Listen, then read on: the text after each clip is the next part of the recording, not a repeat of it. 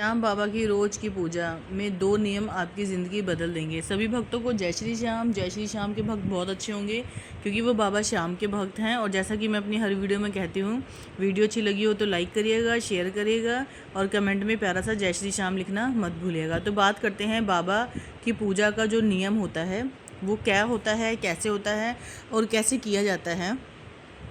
वैसे तो पूजा पाठ होती है वो हर किसी को ही पता है कैसे पूजा पाठ की जाती है, लेकिन जो श्याम बाबा की पूजा है, श्याम बाबा का जो शीश होता है वो हर कोई नहीं अपने घर पे रखता है और रखना भी नहीं चाहिए, क्योंकि बाबा की जो पूजा होती है फिर वो बहुत ही कहते हैं कि नियम से करनी पड़ती है।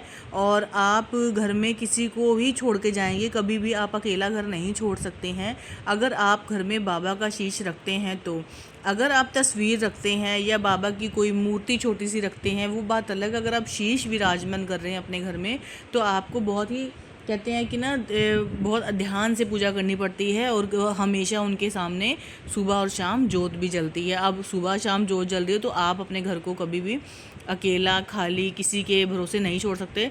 मतलब कोई होना चाहिए घर में जो सुबह शाम की पूजा नियम से करता रहे। अब जैसे आप पूजा करते हैं सुबह, कैसे सबका तरीका अलग अलग होता होगा पूजा करने का। कोई शाम को कर पाता होगा, कोई सुबह ही कर पाता होगा, तो शाम को नहीं कर पाता होगा। तो बाबा की पूजा जैसे हम लोग नहा धो के जब बाबा के सामने बैठते हैं तो फूल से भी अगर आपके पास मूर्ति है, फ़ोटो है, जो भी है, शीश भी रखा है अगर आपने बाबा का घर में, तो आप फूल से छिटकार, जैसे होता है ना फूल से आप जल, गंगा जल या फिर जल को ऐसे रखना मूर्ति के आगे या तस्वीर के आगे कर देना। जैसे हाथ से नहीं, जैसे आपने मंदिरों में भी देखा होगा फूल डाल के गंगा जल में और छिटकारा दिया जाता है पब्लिक में भी, जो वो आए होते हैं दर्शन करने के लिए, वैसे ही आपको भी करना है। और कच्चा दूध नियम से आपको बाबा के समक्ष भोग के लिए रखना ही रखना है। और जब अगर आप अपने घर में शीश को विराजमान करते हैं बाबा के, तो आपको जो उनकी पूजा पाठ है वो भी बहुत अच्छे से, यानी कि आप जो घर में खा रहे हो आपको वैसे ही करनी है जैसे कि आप घर में और सदस्यों के साथ करते हो। जैसे आपको भूख लग रही है तो आपने खाना खा लिया, किसी को लग रही है कुछ बना खा ली, तो आप फिर जो आपके घर में बनता जाएगा आपको बाबा के समक्ष भी रखना पड़ेगा। अब आपकी मर्जी है। बाबा एक कहते हैं कि बाबा वो मन देखते हैं, ऐसा नहीं है कि अगर आप नहीं रखोगे तो बाबा नाराज़ हो जाएंगे।